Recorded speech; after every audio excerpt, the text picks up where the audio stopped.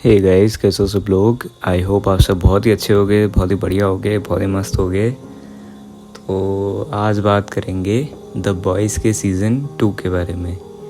ये review spoiler free होने वाला है, तो आप बिना किसी टेंशन के इसे सुन सकते हैं।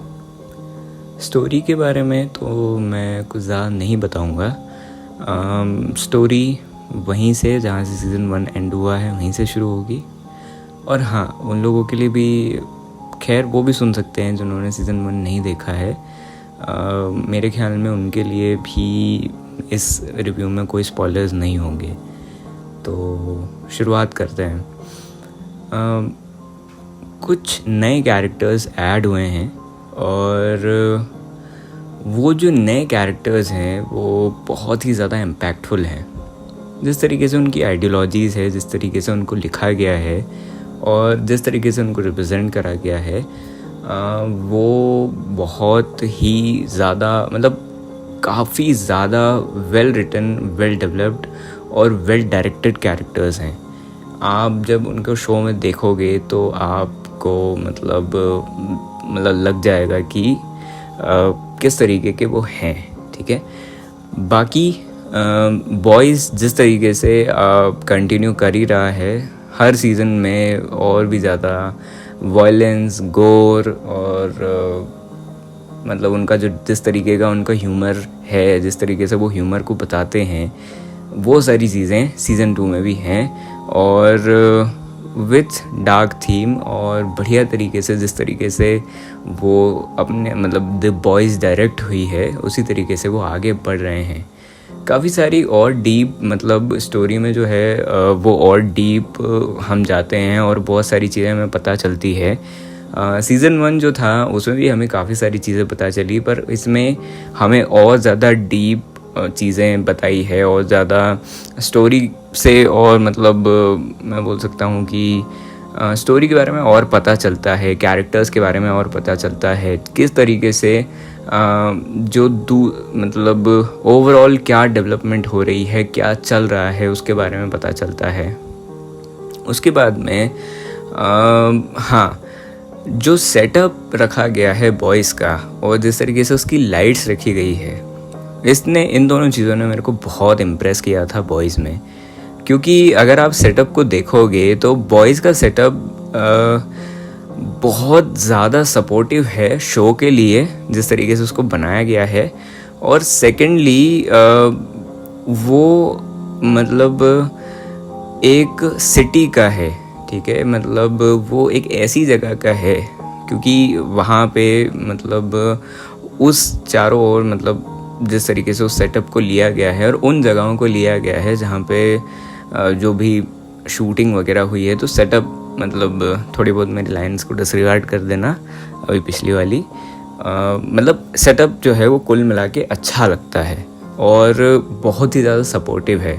उसके बाद में लाइट्स, बॉयज़ में कलर्स तो जो है वो डार्कर साइड पे रखे ही गए हैं, पर लाइट्स में बहुत ज़्यादा कमाल किया है। डार्कर लाइट्स एक और अलग वाइब देती हैं उस शो को, जिस तरीके की इसके वाइब नीडेड है। क्योंकि बॉयज़ में कांस्टेंट टेंशन रहती है कि कब किस मोमेंट पे क्या होने वाला है, तो जब लाइट्स डार्कर रहती हैं तो आप और ज़्यादा मन में आपके वो इमेज बनने लग जाती है कि यार एक जो स्पूकी या स्कैरी या आपको एक सोचने में डालने वाली, आपको सोच में रखने वाली जो एक वाइब जो क्रिएट होती है वो है। उसके साथ में बैकग्राउंड म्यूज़िक तो बहुत बढ़िया तरीके से ही दिया हुआ है। The acting part and performance part are also really very good. मुझे सच में जिस तरीके की एक्टिंग परफॉर्मेंसेस जो बॉयज़ में हो रही है, मेरे को सच में बहुत ज़्यादा अच्छा लग रहा है। बहुत ही बढ़िया है। हर एक एक्टर अपने रोल के अंदर ऐसे जमे हुए हैं कि यकीन नहीं होता कि वो एक्टिंग कर रहे हैं, तो बहुत अच्छा लगता है उनको देख के। उसके बाद में एक और चीज़ जो मुझे बॉयज़ के बारे में सबसे ज़्यादा पसंद आई वो है इसके जो ऑफ कोर्स बॉयज़ का कंसेप्ट बहुत अलग है। काफ़ी सारे जो सबसे बड़ा जो बॉयज़ का स्टैंडिंग पॉइंट, मतलब क्या बोल सकता हूँ मैं, एक डिफरेंशिएटिव एक फैक्टर है, वो उसका ह्यूमर है, जिस तरीके से उस शो को बनाया गया है, उसका कंसेप्ट है। पर एक बहुत बड़ा फैक्टर जो कि बॉयज़ को सीज़न 2 में भी और सीज़न 1 में भी एक बहुत ही मेजर रोल प्ले करता है, वो है इसके कैरेक्टर्स का व्यू पॉइंट बहुत ज़्यादा इसमें जो है वो मैटर करा है, और वो बहुत ज़्यादा पोटेंशियल रखते हैं, और वो बहुत ज़्यादा ही उनमें मतलब ताकत है पूरे की पूरे स्टोरी को मतलब अलग अलग करने की। उसके बाद में सीज़न 2 इमोशनली भी बहुत स्ट्रॉन्ग है। जिस तरीके से इमोशंस को डायरेक्ट करा गया है, उन सीन्स को बताया गया है, उन सीन्स को डेवलप करा गया है, और फाइनली उनके कंक्लूजन्स पे आया गया है, मतलब उनके कंक्लूजन्स को बताया गया है, वो भी मेरे को काफ़ी देखने में बढ़िया लगा। ह्यूमर उनका इंटैक्ट है, वैसा का वैसा ही है जिस तरीके से वो बताते आ रहे हैं, और जिस तरीके से शो की एक मतलब शो की जो एक कंसिस्टेंसी होती है उसको पूरी तरीके से मेंटेन करा गया है। सीज़न 3 मैं अभी देख रहा हूँ, और जैसे ही मेरा सीज़न 3 मैच हो जाएगा मैं उसका भी रिव्यू कर दूँगा। मैं इंडिविजुअल एपिसोड्स को रिव्यू नहीं करने वाला हूँ, मैं मतलब बस मैच करूँगा एक बार और फिर मैं उसको रिव्यू करूँगा। उसके बाद में, और अभी मतलब सीज़न 3 के बारे में अपन ज़्यादा बात नहीं करते हैं, सीज़न 2 पे ही फोकस रहते हैं। सीज़न 2 में मतलब हाँ, जो डेवलपमेंट पार्ट है, जैसे कि यहाँ पे हमारे पास जो है वो देखने के लिए खूब सारा मैटर है, और वो वाले सीन्स ज़्यादा हैं जहाँ पे आपको एकदम जो मैं बोल सकता हूँ ना कि एकदम जो बैटल जिस तरीके से होती है, जो फाइनल सीन्स सीक्वेंसेस जो होते हैं जिस तरीके के, और मतलब कि उन सीन्स में ऐसा लगता है कि यार मज़ा आ गया इनको देख के, क्योंकि हम सुपर हीरो सीरीज़ की तरफ इसीलिए अट्रैक्ट होते हैं क्योंकि उसमें जो फाइट्स होती हैं वो बहुत मेजर पार्ट होती हैं उनको मतलब उनको डेवलप करने में, उनको होल्ड करने में, उनको बनाने में। तो वो भी बॉयज़ सीज़न 2 में बहुत बढ़िया तरीके से बताई गई है। उसके बाद में मतलब जो मुझे लगा कि जिस तरीके से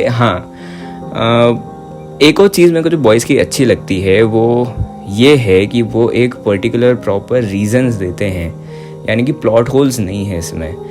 और बाकी तो एडिटिंग, स्क्रीन प्ले अच्छा है, स्क्रीन प्ले तगड़ा है। कहीं ना कहीं मतलब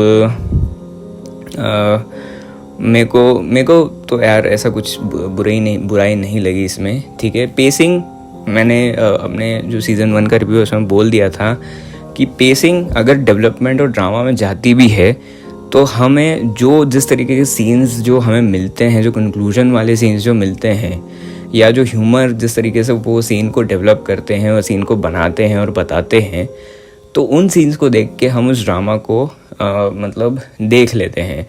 पर ड्रामा जो है वो बॉयज़ में इतनी ज़्यादा देर होल्ड नहीं करता है क्योंकि शो की कंसिस्टेंसी उससे ख़राब हो सकती है, इसीलिए वो ड्रामा को ज़्यादा देर तक मतलब दिखाते नहीं हैं। उसके बाद में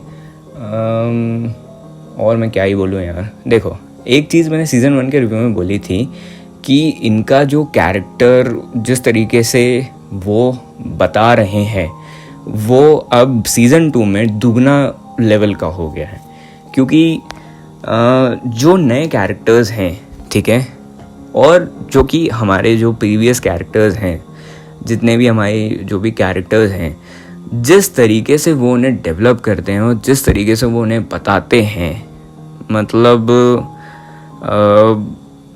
उनको देख के सच में ऐसा लगता है कि यार मतलब जिस तरीके से भी जो भी उनके काम रहते हैं कि वो किस तरीके के हैं, वो मतलब किस तरीके से वो कैरेक्टर्स को लिखा गया है, वो इमोशंस हमको परफेक्टली फील हो जाते हैं। उसके बाद में एक और चीज़ मुझे जो बोलना था, कैरेक्टर्स के बारे में ही बोलूँगा मैं, क्योंकि बॉयज़ जो है वो बहुत ही ज़्यादा डिपेंडेंट है कैरेक्टर्स के ऊपर ऑफकोर्स हर सीरीज़ जो है वो कैरेक्टर्स के ऊपर बहुत ज़्यादा हेविली डिपेंडेंट रहती है, पर मुझे बॉयज़ में ऐसा ज़्यादा लगता है क्योंकि इसमें जो कैरेक्टर्स हैं वो बहुत ज़्यादा हैं और वो बहुत पोटेंशियल कैरेक्टर्स हैं। एक स्क्रीन टाइम वाली बात होती है कि आप एक कैरेक्टर को कितना स्क्रीन टाइम दे रहे हैं और उसको आप कितना दिखा रहे हैं, उसको आप कितना शो कर रहे हैं स्क्रीन पे। हालांकि ये दोनों तरीके से हो सकता है, मतलब कम स्क्रीन टाइम दे के या कम दिखा के भी आप एक बहुत मेजर इम्पैक्ट क्रिएट कर सकते हैं, और आप ज़्यादा दिखा के भी एक बहुत मेजर इम्पैक्ट क्रिएट कर सकते हैं। ये मतलब उसकी स्टोरी के हिसाब से, उसके मतलब स्टोरी जिस तरीके से डिमांड करती है उस हिसाब से होता है। बॉयज़ में तो खेला मतलब दोनों ही तरीके से उसको यूज़ करा गया है, तो वो मुझे अच्छा लगा। बाकी उन्होंने जो है वो बढ़िया काम किया है। हाँ, कैरेक्टर लेयरिंग्स के बारे में बात कर रहा था, तो कैरेक्टर लेयरिंग्स जो हैं वो उन्होंने उसको सीज़न डिपेंडेंट कर दिया है। और वो सीज़न डिपेंडेंट जो है वो मेरा खुद का एक और वर्ड मतलब कुछ एक कैरेक्टर्स जो हैं वो अब धीरे धीरे डेवलप हो रहे हैं।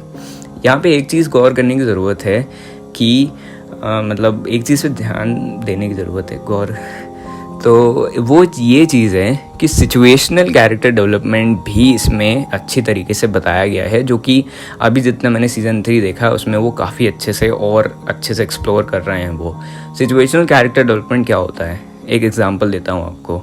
सपोज़ एक बच्चा है, मतलब ये सीरीज़ से मैं एग्जांपल नहीं दे रहा हूँ, ये out of the series example है, मैं बस आपको बता रहा हूँ कि वो कैसा होता है। एक बच्चा है या एक एडल्ट है, उसके पास ट्रॉमा, या उस बच्चा वो जो बच्चा है वो किस तरीके से ग्रो हो रहा है, वो कितना मैच्योर है, उसका मैच्योरिटी लेवल कितना है, वो उसके डिसीजंस पे बहुत ज़्यादा, और वो उस बच्चे का मतलब स्टेट ऑफ माइंड क्या है, उसकी बच्चे की एज क्या है, उस हिसाब से अगर वो बहुत छोटा है तो ऑफ कोर्स उसके डिसीजंस जो हैं वो इतने मैच्योर नहीं रहेंगे, उसका जो सिचुएशन पे रिएक्शन है वो मैच्योर नहीं रहेगा।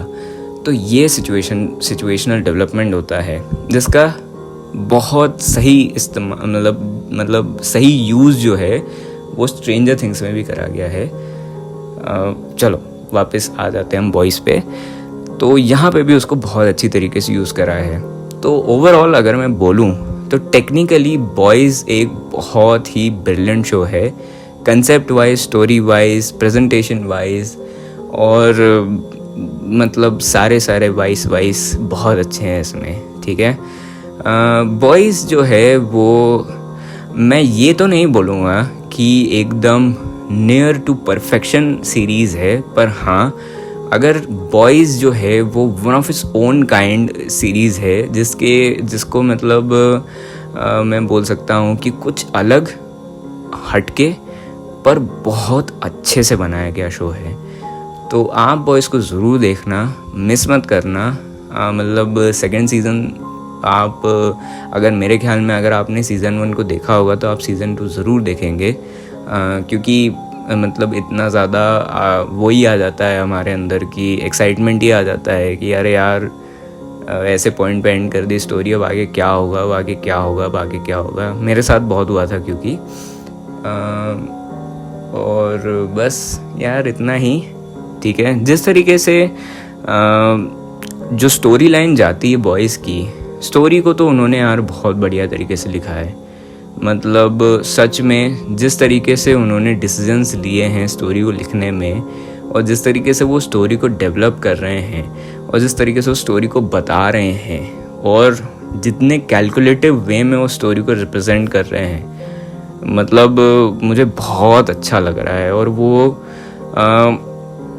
मुझे ऑल्दो कहीं ना कहीं वो मतलब पर चलो ठीक है, मैं ये वाले पॉइंट पे ज़्यादा डिस्कस नहीं करता, ठीक है।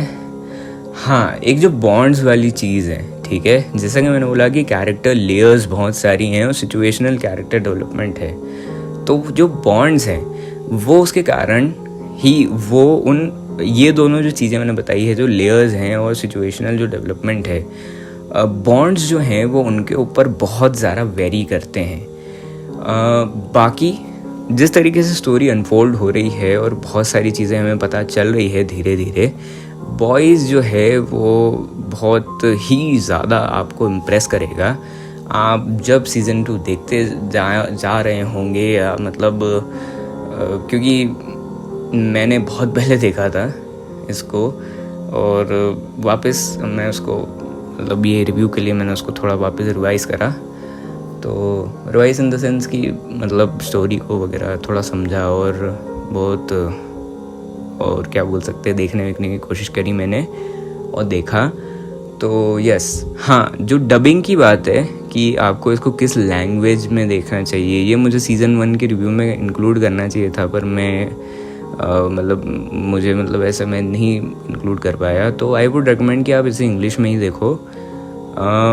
खूब सारे मतलब चीज़ें ऐसी हैं यहाँ पे जो कि ऑफकोर्स मतलब बहुत अच्छे तरीके से डब करी जा सकती है, पर ओरिजिनल जिस तरीके से एक्टिंग जो अप्रोच रहती है एक्टर की, उनकी वॉइस के तरफ, उनकी बॉडी लैंग्वेज तो हमें पता चल जाती है, पर उनके जो डायलॉग की डिलीवरी है वो नहीं पता चल पाती है। ठीक है, तो आई वुड रिकमेंड कि आप बॉयज़ को इंग्लिश में ही देखें।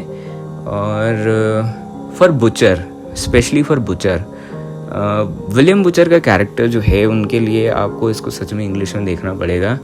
And for Homelander also, he has done a great job यार। होमलैंडर का जो कैरेक्टर है, मतलब उन्होंने बहुत ही बढ़िया एक्टिंग करी है। मतलब मैं तो सच में मतलब फ़ैन हो गया। मतलब मैं होमलैंडर इज़ रियली मतलब समथिंग एल्स। बॉयज़ की जो कैरेक्टर राइटिंग है वो इज़ समथिंग एल्स। उन्होंने बहुत बढ़िया तरीके से कैरेक्टर्स को लिखा है। तो यार बस, और वो इम्पैक्ट भी वैसे ही डालते हैं। ठीक है, तो यार बस इतना ही इस रिव्यू के लिए।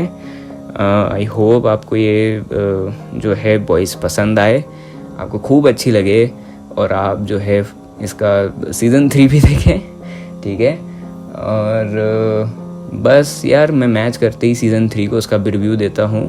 और बाकी तो मिलते हैं अगली बार, अगले एपिसोड में। तब तक के लिए अपना ख्याल रखना, अपने परिवार वालों का ख्याल रखना, मस्त रहना, मज़े करना। और अगर मेरे को सीज़न 2 को रेट करना हुआ तो मैं वापस से इसको रेट करूँगा 9.8/10। ठीक है, और बस ख्याल रखना अपना। ठीक है, बाय बाय, टेक केयर।